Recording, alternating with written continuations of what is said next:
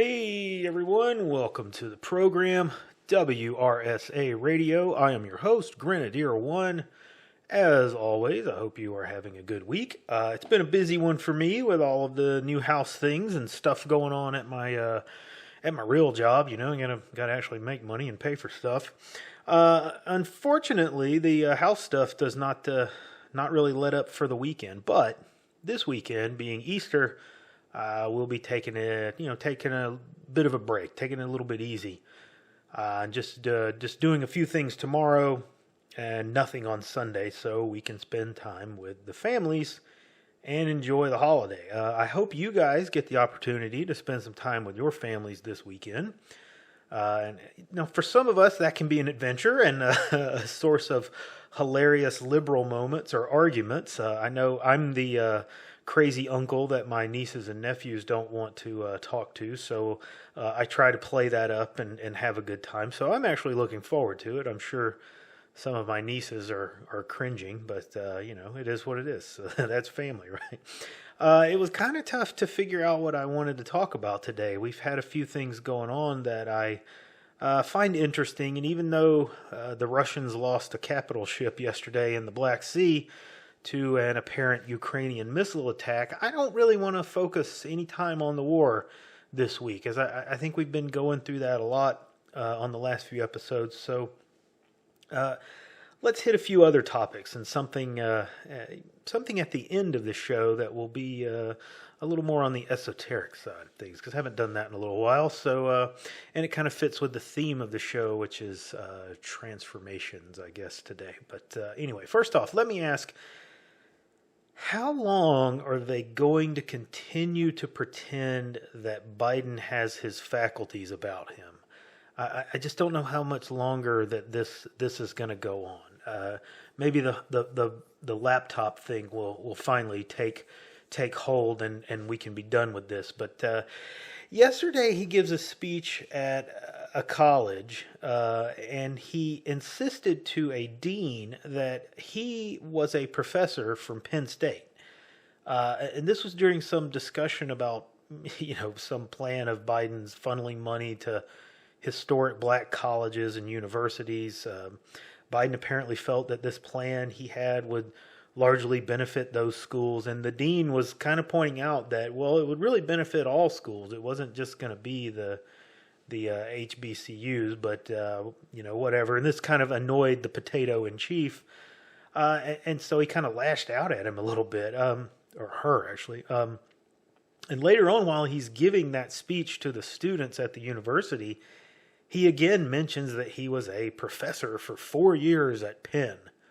The problem is that role as a professor was a symbolic one, really. He didn't actually teach anything or have any real responsibilities. He may have given a few talks, public appearances to kind of help the university fundraise and whatnot, but he was not really teaching anything. It was more of an honorary title and one of those positions that gets created at a university to kind of park a famous person there and pay them money for doing nothing, and basically a way to curry favor and kind of scratch the back of somebody who might help them down the road, or somebody who's helped them in the past. Pay off a back scratching, so to speak.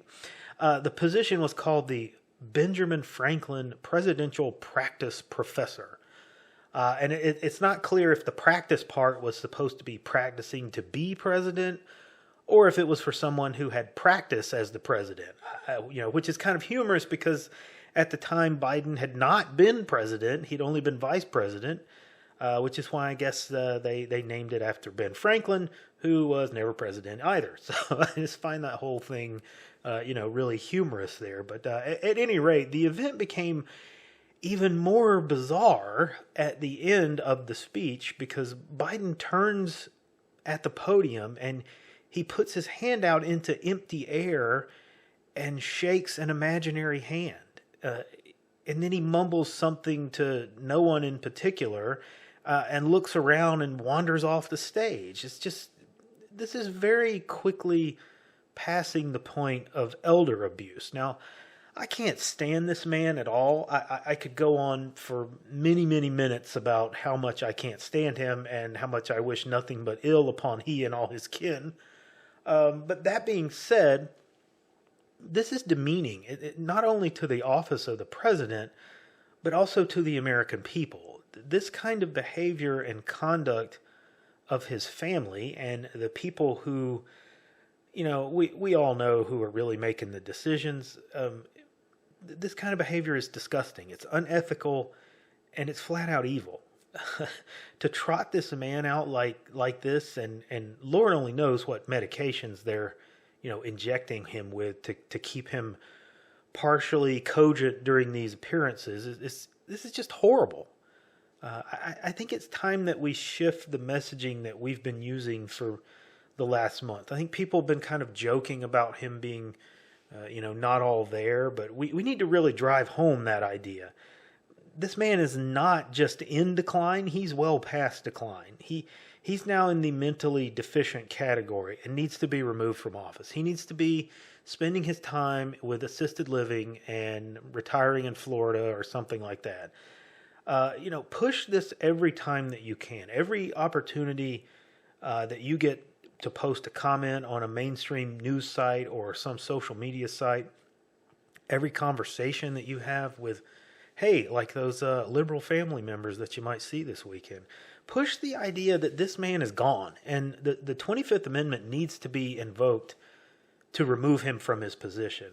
If everyone pushes this enough, then the GOP is going to start to feel some pressure to pursue that. They're already starting to do this a little bit, but I think if we can just get enough weight behind this, that it will gain some traction, and even the left will have to acknowledge that this man is gone, and they have to do something.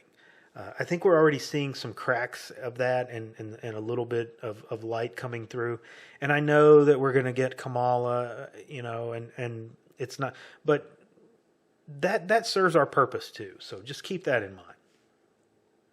Now, I guess I answered my own question there, because the Benjamin Franklin presidential practice professor was just that. It was practice to see if Joe could be used by trotting him out for the public and making a few speeches while not having any real responsibilities. And one has to wonder if the $900,000 salary he was given for that gig actually paid him, or did it pay for his handlers and medical staff on the side to just keep him upright?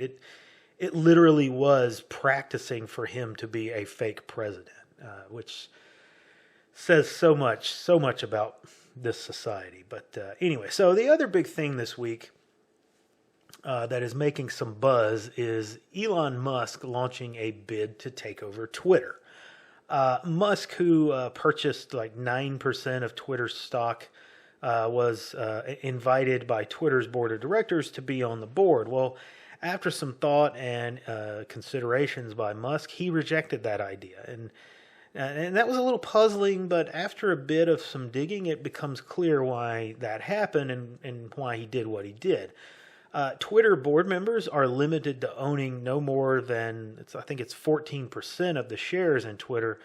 And of course, as fiduciary members of the board, they're prohibited from doing anything that might negatively impact Twitter's shares. And things like going onto Twitter and posting comments that poke fun of it and troll it, which is what Musk did all weekend while he was basking in the leftist meltdown glow from the announcement of his stock purchase. So, in effect, had he joined the board, he would have been muzzled and prevented from doing what he clearly wants to do, which is, quote, fix, and I use that term loosely, Twitter. Now, fast forward a couple of days, and Musk announced that he was putting forth an offer to purchase the entirety of Twitter's stock at a price point that was something like 18% over the closing value from the day before his announcement. And it would have it does amount to a $43 billion purchase, something like that. It's a lot of money. It's Musk money. But Musk, in his offer that he presented it as an open letter, suggested that Twitter had the position of being one of the best platforms for free speech in existence. However, that position was hamstrung and diminished by Twitter being a publicly traded company. And the only helping Twitter was by the only thing that could be done to help Twitter would be to pull it into private ownership and eliminating the censorship on the platform. And free speech could be advanced and the platform could reach its full potential if that was done. Now, as you might expect from the apoplectic reactions to Musk just purchasing stock in the company, the reactions to this have been so hilarious and just sweet and salty that we need to savor some of them. We first have reports coming out from hardcore leftist employees on the inside of Twitter that they were contemplating ways that they could sabotage the company if Musk succeeded in his purchase plan. Now, that's more than just a firing offense, folks. That's criminal. And if Musk were able to take over the company and these leftist employees were beginning to sabotage things, I have to imagine that legal action would be taken and that stuff would get shut down pretty quick after just a couple of examples. But the stories, the memes and things that came out of that would just be just epic. These people are just mentally unstable, and to think that they would get away with stuff like that with no repercussions it's just hilarious. It's just it's clown world. It's clown world. And then we have the media shills and the talking heads who've rolled out a couple of different lines of attack. One being that a billionaire owning a major social media platform was somehow a threat to democracy, which is, odd coming from, the Washington Post, which was owned by Jeff Bezos, another billionaire. Nobody seems to think that him owning a media outlet was a problem, but anyway. And then we even had one nut job that suggested that Musk buying Twitter would lead to World War III and the end of the world, which is totally off message and in conflict with the idea that they were pushing last week, which is that World War III would be great for Ukraine and it would be totally cool and good for the West. It's kind of hard to keep these messages straight coming from these mouthpieces here. But at any rate, the only real reaction that matters is from the Twitter board and the shareholders themselves. And one of which is the Crown Prince of Saudi Arabia, who announced that he was not interested in selling his shares to Musk. This morning, the Twitter board voted on a so-called poison pill to attempt to stave off the takeover. And this measure would allow Twitter board members to own more than 14% of the shares, indicating that they intend to position themselves so that they can buy up as much of the stock as possible. And I guess they're wanting to reduce Musk's position as the single largest shareholder of the company. So in the least, I think what Musk may be accomplishing here is to cause these large shareholders to frantically spend huge amounts of cash to continue to hold on to their position of the Twitter pie. And that will, of course, drive up the share price. And even if Musk bails out and sells his shares, he wins because he's made out, on his initial investment. But something more importantly, I think, is he's exposed the inner workings of those behind the ownership of that platform. Why is the Saudi crown prince so invested in an American social media company that he would be willing to go along with that kind of move and pay inflated prices for the stock? Why would he do that? Why would he do that? It makes, at a minimum, it makes people start thinking about, what exactly is going on with this arrangement with these companies and the power that these social media companies has. Musk has so eloquently maneuvered them into an almost untenable position. He publicly made the offer, so it prevented the board from, concealing that from shareholders, which I believe would be criminal anyway. But it, I'm sure that kind of stuff goes on all the time, and nobody gets in trouble for it. But it puts them in a place where they legally have to offer that proposal to the shareholders to vote on, and it forced them to change their own rules and fixes them on a path where they either have to give in to Musk's offer or they got to begin to buy shares at increasingly higher prices. The more shares they start trying to gobble up, the price is going to go up, and they're going to be screwing their own investment by doing that. It's a very bold strategy, and we'll have to see how it plays out. But it's going to be a fun ride at any rate. But so I just think that there's a lot of people who kind of lamented the idea that Musk, from the right even, would be doing this and saying things like, well, people are looking at this like it's some kind of savior, and whatnot, and it's not, because Musk is an insider and so on and so forth. I don't necessarily believe that. I think Musk is kind of his own guy. I mean, yeah, he plays the game and he participates at least to some extent on the inside, but I think he does that, again, more for his own benefit than to screw the rest of the world kind of thing. I don't think that he's not out to do those things for the same level of control and evil that the globalists are part of. I seriously believe that it's an means to an ends for him. I think he's really trying to promote his idea of getting off the planet and getting to Mars or somewhere else. I think he wants to do that. He wants to move his operation to Mars and be done with Earth forever, kind of like a sci-fi version of the Mayflower or something like that. But at any rate, we'll see how it all plays out. Now, the last bit for this week, since I mentioned spending time with the family and the conversations that can happen, over the last few months, I've seen many comments on platforms and even had several face-to-face conversations with young people that have caused me to question something.